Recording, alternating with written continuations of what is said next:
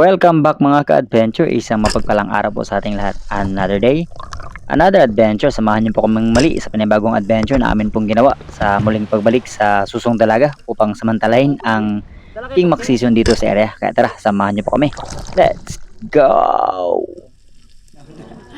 Ito talaga literal na green na yun, no? Yun na lang green. Tahong. Are you eating, Joe? At muli sa lahat po ng mga bago sa channel na ito ay huwag kalimutan mag-like, mag-share, mag-subscribe at mag-on ng notification bell para laging updated sa mga bagong adventure kagaya po nito.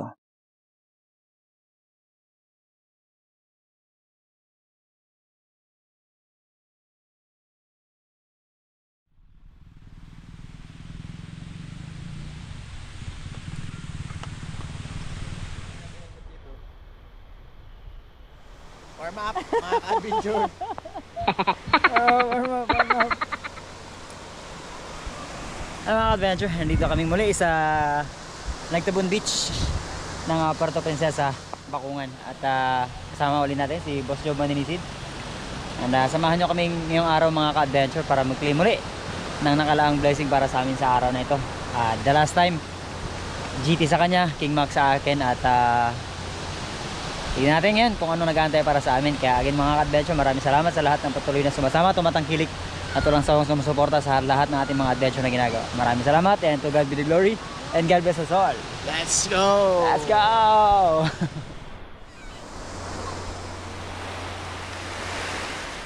Ano, shore dive? Kukunin niya ulit yung bangka sa lahat mga ka-adventure. Ayan. Wala ulit si Kedwang, dalawa lang kami. Kasi nagsapya ulit sila kay Edwang. Alright, let's go.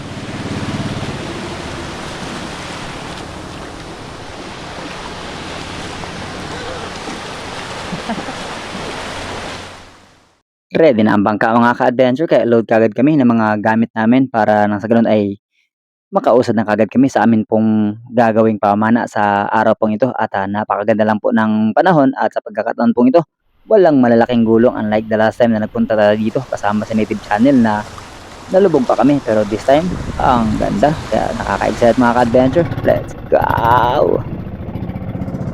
Kalmada, walang kagulong-gulong.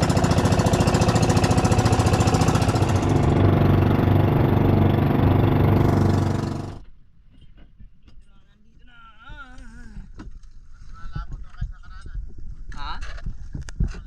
Hindi. Okay na to? All set up mga ka-adventure pati ating mga kagamitan kaya tara, let's go! Puntahan kagad natin yung area kung saan tayo nakakita ng King Mac mga ka-adventure at pagkarating ko nga doon ang daming King Mac sa paligid mga ka-adventure pero syempre hindi natin gugulatin at bibiglain yan kasi mag-aalisan kaya tamang dahan-dahan lang ang ating pag-approach sa kanila hanggang sa makamit tayo ng tamang distansya at makabawas kahit man lang isa.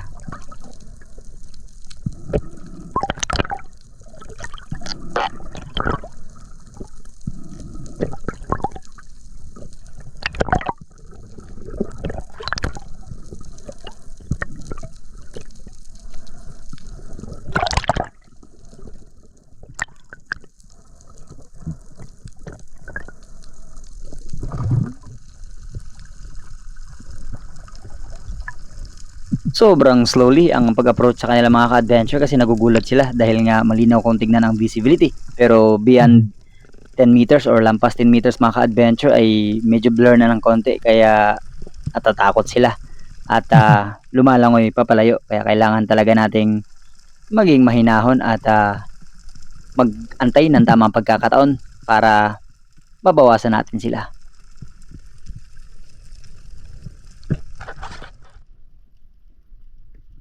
Hindi man tayo nakabawas sa ating unang attempt mga ka-adventure na paghahan sa kanila pero by this time ay nagkaroon na tayo ng pagkakataon at nagulat ako mga ka-adventure kasi nakakalito kung ano ang papanain ko, yung nasa malapit, yung mas malaki o yung napakaamo. Pero buti na lang nakasecure tayo ng isa kasi ang dami talaga nila mga ka-adventure.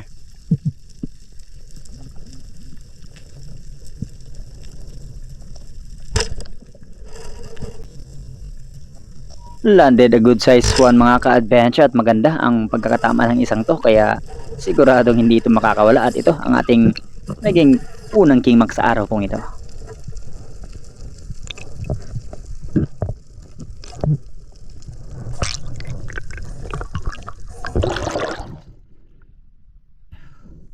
Bro, season ka, dami tayo lagi.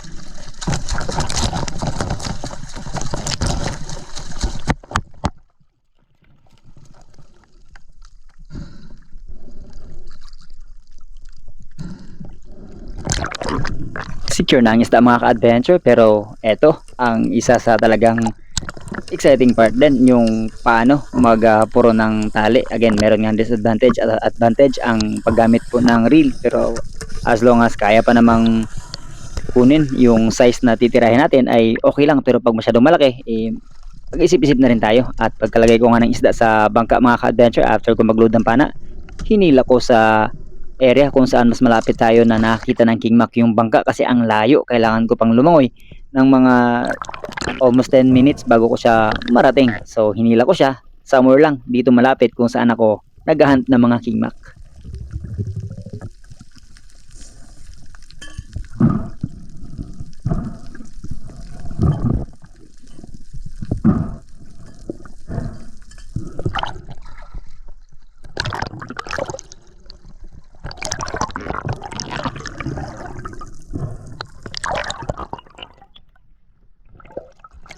All set mga ka-adventure, kaya kinuha ko kagad ang aking pong pana at balik sa area kung saan tayo namamana. I'm thinking mga ka-adventure na mag-ambush, kasi nga napakaganda ng pagkakataon na naka-ambush na naunahan natin yung isda bago sila dumating. At pag na-curious talagang sobrang lalapit yan sila, kaya sa ating pong panibagong pagsisid ay pananambang ang ating pong ginawa. And let's see kung may King Mac ba na lalapit sa atin.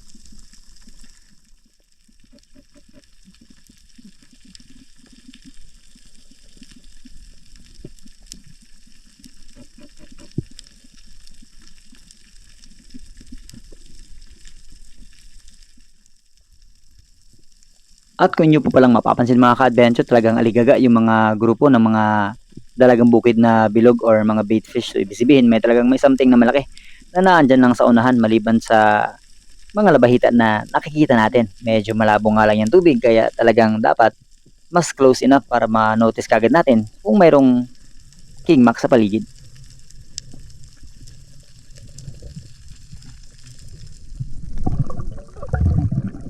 And here we go for another dive mga ka-adventure. This time ay bumaba naman tayo ng nasa almost 14 meters po, at dito nagsagawa ng pananambang kung saan ang batong ito na ating pong pwestuhan ay dito. Madalas nagpapa-cleaning station or nagpapalinis yung mga King Mac na nakikita natin. Kaya lang nga, kapag lumalapit tayo, lumalayo naman silang bigla.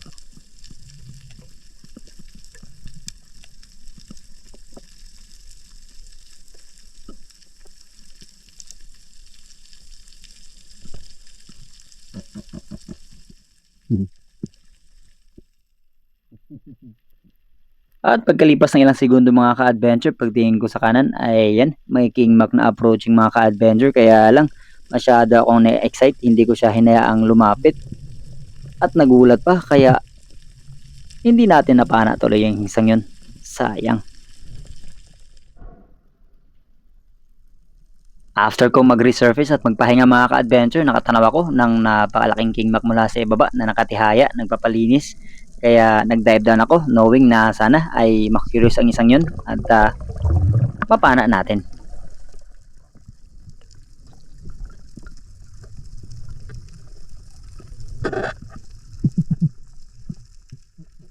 Approaching ako sa area kung saan ko siya nakita mga ka-adventure ay wala doon yung kingmak. Nandun pala sa kanang bahagi, buti ay malaki ang isang ito mga ka-adventure. 9.5 ang timbang po nito at napakaamo niya, kaya when we finally meet the gap na hinihingi natin, hindi na tayo nagtabiling mag-pull ng trigger at ang ganda ng pagkakatama mga ka-adventure na spine shot siya.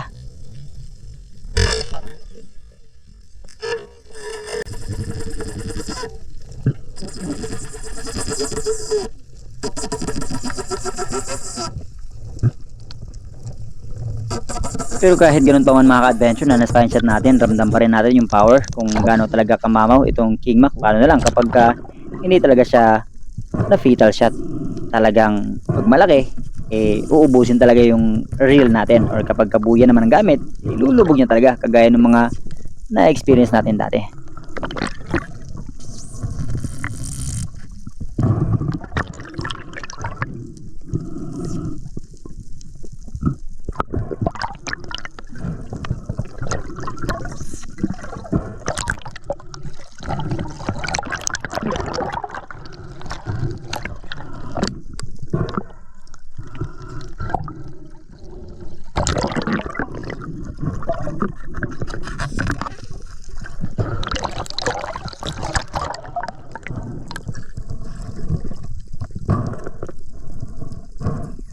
And finally mga ka-adventure, eto na, secure na talaga ang isda. Pag nigrab na yung buntot, pero ayan, pumapalag pa rin.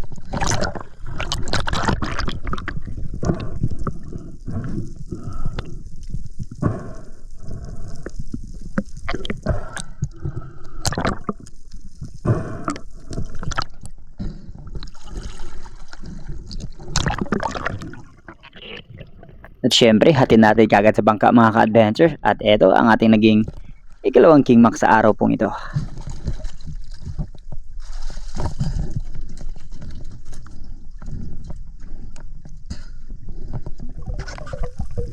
Pagkatapos kong marating yung area kung saan tayo nakakapana ng kingmak mga ka-adventure, ay nagpalalim pa ako ng bahagya. Nasa almost 16 meters po ang lalim, at dito ako nagsagawa ng pananambang at pag-aantay kung may possible tayong target na pwede nating makalabitan, kasi marami nakikita si Boss Job dito sa may unahan. Kaya lang mas malalim at medyo madilim na yung tubig habang lumalalim, at malalaki sana yung mga nakikita niya, mga malaguno at mga African pampano na talakitok.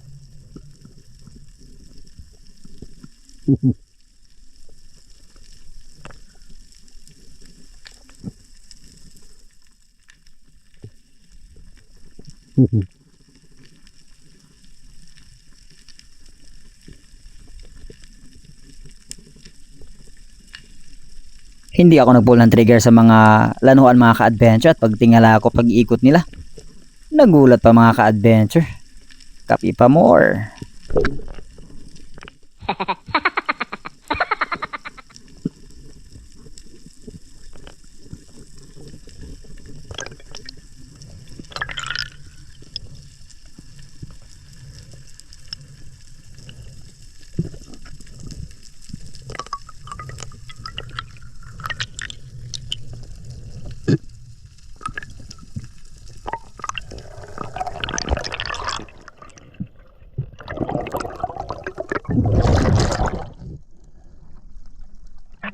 At maya-maya lang mga ka-adventure, nasa lubong ko si Boss Chub. Nakabawas rin pala siya ng kingmak, at may mga nakita pa siya. Ang lalaki daw, hindi niya lang napana.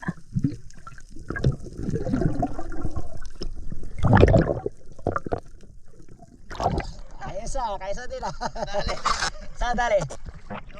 After niyang mahatid yung isda mga ka-adventure ay lumangoy siya sa mas malalim na area at grabe yung kanyang pagsigaw sa akin at pagtawag at kailangan niya ng second shot kasi nakapanat na naman siya mga ka-adventure ng kanyang ikalawang king mac at napakalaki ng isang ito mga ka-adventure. Literal na mamaw, 14.2 kilogram po ang inabot ng king mac na ito. Wow.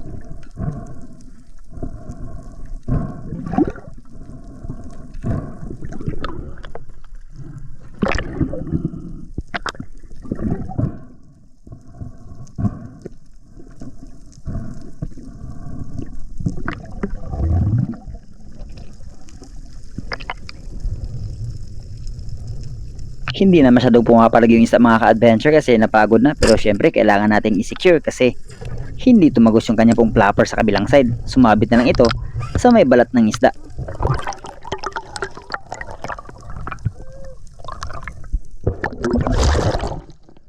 Babaw. Laki.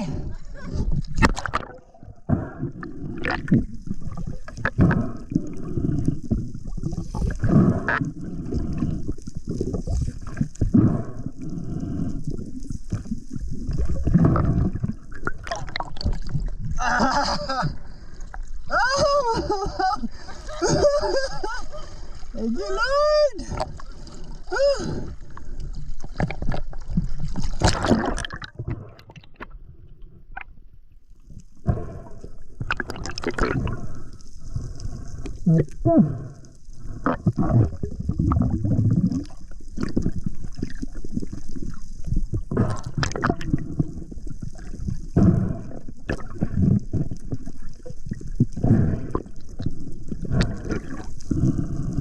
Grabe yung saya ko mga ka-adventure. Parang ako yung nakahuli ng isda dahil ako na rin po yung secure nito at mamaya-maya lang ay binigay ko na kay Boss Job at dahan-dahan na rin niyang inihahatid papunta doon sa bangka para talagang secure at hindi kami maagawan ng mga kung ano-ano pang predator na pwedeng umagaw sa mga huli namin at nagpahinga po muna kami at nagantay ng hapon para muling sumubok baka sakaling umakyat pa yung mga grupo ng mga king mac na nakita namin kanina. Pahinga muna, pahinga. Na, oh.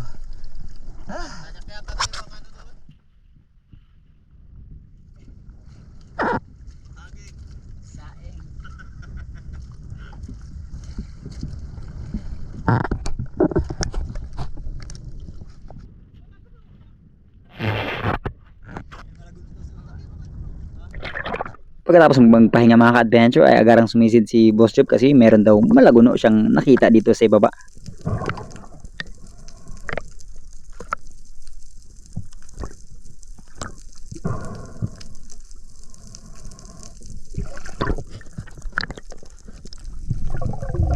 And ako naman ang nagdive mga ka-adventure. Here we go. Dito ako lagi madalas umaambos sa may crack na bato at dito tayo nakakita ng mga malaking mamsa dati at nung mga nakarang pasyal natin dito, tapos dito rin dumadaan yung mga grupo ng mga king mac at mga talakito, kaya tamang abang-abang muna dito sa gilid nito, baka may something na malaki na lumapit sa atin at pwede nating kalabitan.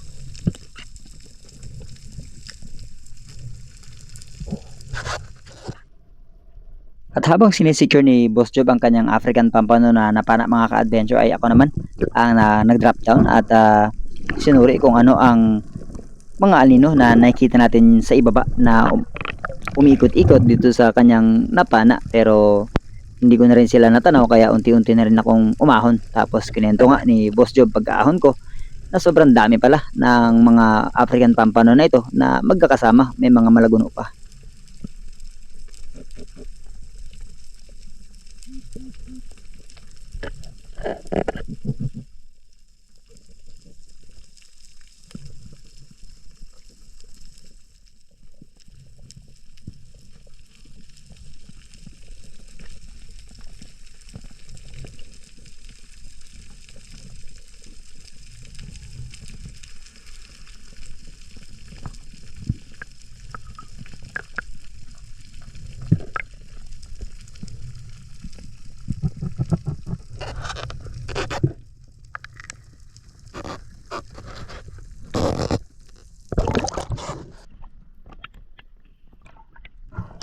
Dami na. Dami, mga 10 kilo. Ay, 10 kilo. Pero pagkalipas lang ng ilang minuto after niyang makapana mga ka-adventure ay nag-decide na rin kami na let's call it a day at kailangan na rin naming umuwi ng mas maaga kasi magbibiyahe pa kami at maaga pa namin nakuha yung mga isda. Baka mahirapan na kami mag-dispose nun at si Boss Job ang may contact sa mga buyer dito po sa may San Manuel. Kaya let's go, kailangan nating i-save yung isda at yung isa pala mamaya iiwan namin para kay Kedwang. Wow.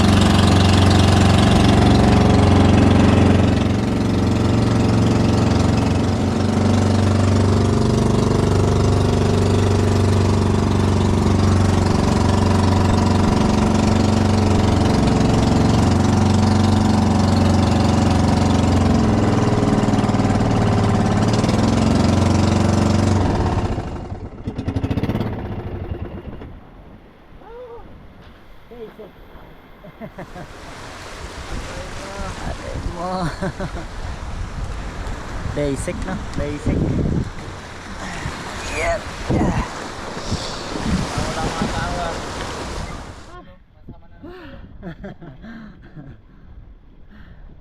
Hindi na wala.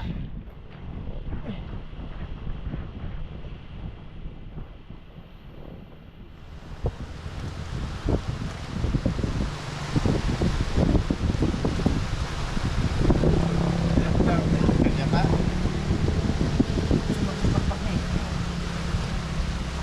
Tatlo? Tatlo.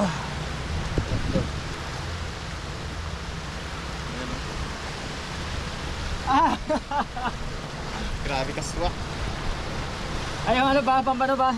Sa amlot na lang. Eto malit kay Kedwang. Kedwang!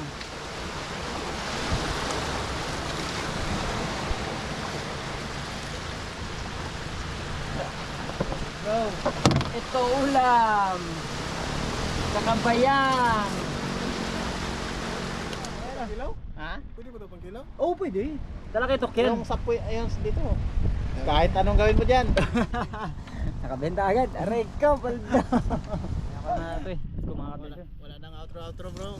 Wala na. Na puno na. Aray ko. Okay. Yan ang sinasabi ni Bugoy. Kuha kayo na marami, tas nyo hirapan kayo magbuhat, di ba? Kabigat na tapos yung sayad pa. Yung tatlong King Mac, sobra 20 yan. At dahil nag-ulam na kami ng King Mac mga ka-adventure no nakaraang araw ay malagono at sura naman yung ating pong inuwi na pangulam. Tapos yun nga, dinaan na namin si Kedwang dito para kunin yung amin pong mga helmet at ibigay yung isang King Mac para sa kanya at siya nang bahala kung anong gagawin niya.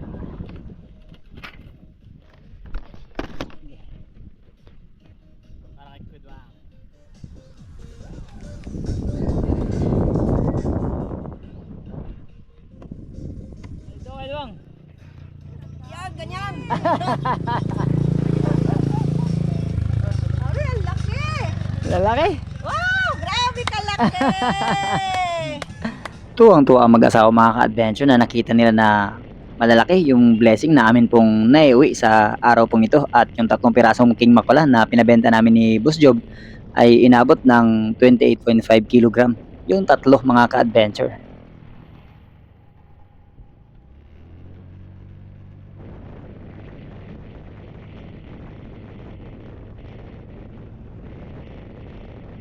At kagaya ng ating nakasanayang sistema mga ka-adventure, common kami sa isda.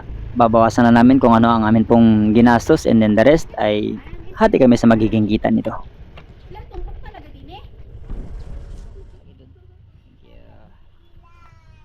Video hindi mo lang ni sir.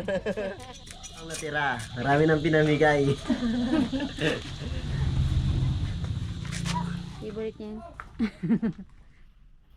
Sigang sana ako mga ka-adventure, kaya lang gabi na, tsaka dalawa lang kami ni Mrs. tsaka si Kilay. Hindi, sige, linisan ko na lang muna ito. Pero ito, ihawin natin. Ito ng suran.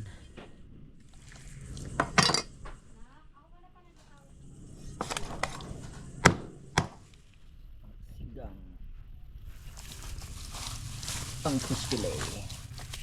Plastic natin kasi nagdikit-dikit kung nilagay sa rep na hindi naka-separate.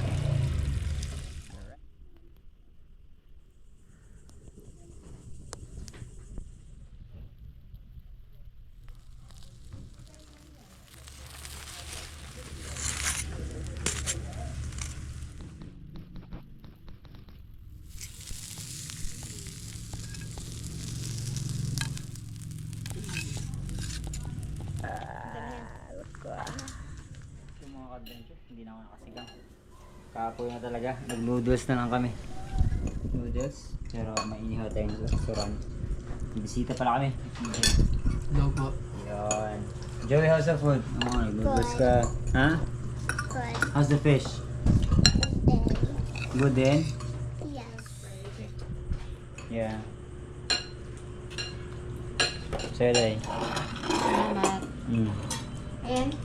Ayaw niya, mag-brush na tapos ng... Ma-extra pa tayong upuan, Day. Sa'yo naman, Day. Kain po.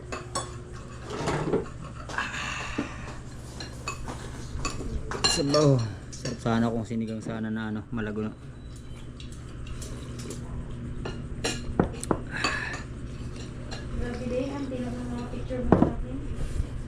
Enjoy siya. Adventure, naman tagkaon na eh. Ini kape ha, tubig ni. Bugnaw, para masmasan gamay itong kapoy nga lawas.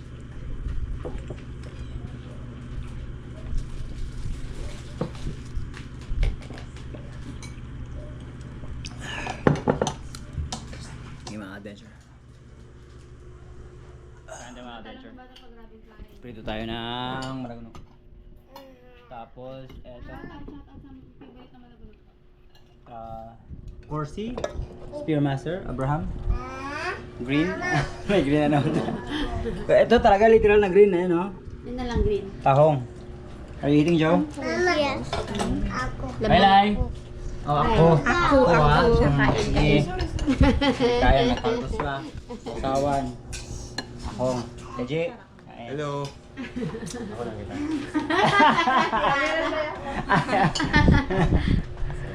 Kain. Tapos na malagono. Ngayon na natin naluto yung malagono. Ay, oo.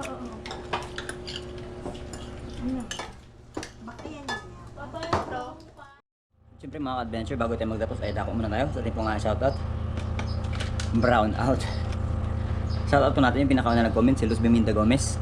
Top 5 natin sila Andre Liam Tigoy, PN Expert One Life History, Dennis Balonso and the family, Mark Stanley Murillo, ADR TV, and shoutout din natin sila Basti Pogi ng Qatar, Jomar Fernandez ng Loon Bohol, Israel Hipolito, Zed Montes, Search Rod, Guevara Prince Glenmar, Noni Vlog TV, Rosalinda Hipolito, Figel Yeve, Roland Abraham ng Cagayo, Josier Daddy, Stephen Ray Sarmon, Judels, Kapobre Vlog, Alan Licaros, Rene Alisin ng Pasay, Alex Bagaw Jr., Boss Dale TV, JM Gileto ng Boracay, Jeremy Hakusalem, Michael Jantibal ng Bacoor Cavite, Eddie Moradas ng Masbate, and sa kanya pong mga kaibigan at taga-suporta dyan. Eric Pilares ng Payatas, Celos Family ng Binangonan Rizal, John Michael Mahilom, Jonathan Ricto, Gabriel Hermosora Jr. ng Ilocos Sur, Bibot Vice, Robin Lara Santiago Calbog ng Sibula Negros Oriental. Idol Terso Manolot Laurio and Team Noranda ng Canada. Kuya Larry Santi ng Hawaii. Miss Anonymous ng Jensen, Miss May Saki ng Sulit Harabas Hong Kong Chapter. Miss Munit Paras ng Hong Kong Chapter din. Miss Mimi Manoloto, Miss Christine ng Saudi. Miss Oliva Mendoza, Miss Glenda Pansro ng Perth, Australia.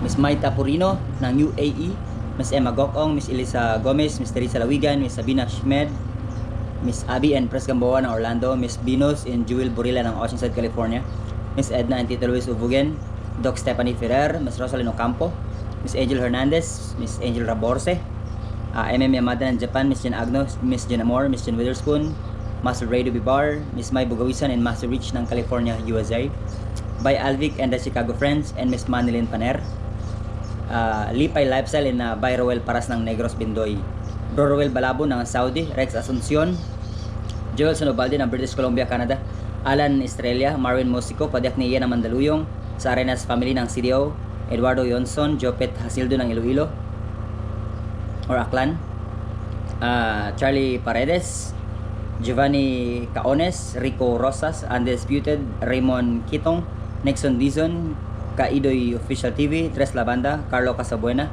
Kenneth Herher, Francis Oreta, Sherwin Marana ng Qatar, Joselito Revilla, Joel Gallo, Renante Malahos, Chad Summers ng Bohol, Kasumpang family na si Butch, Ellen May, Maya Ochel, and si Agustin ng Iloilo, Mary Seth Rabago ng Talisay City, Cebu, Saldigueta, Isaac Parungao, Jason Bandiola ng Bulacan, Malisa family ng San Pedro, Laguna, Eddie Amantos ng Pulumulok, Southern Cotabato, Pedrito Silorio ng Muntinlupa, Lorenzo family ng Porac, Pampanga, Vincent and Ferrer family ng Marinduque, Arman Asim Akodaria family ng Japan. Konnichiwa. Jonathan Castro ng Saudi, Rogelio Bahinting, Jean Coronel, Ombak Spiro ng Bohol, and si Jonathan Mikabalo ng Osames. At sa mga di ko natin na shoutout, we'll see you sa ating pong susunod na adventure. At hanggang dyan na po muna ang adventure natin ngayong araw, and we'll see you po sa ating pong huling adventure sa aming pagbalik sa susunod dalaga. Maraming salamat. To God be the glory, and God bless us all. Let's go!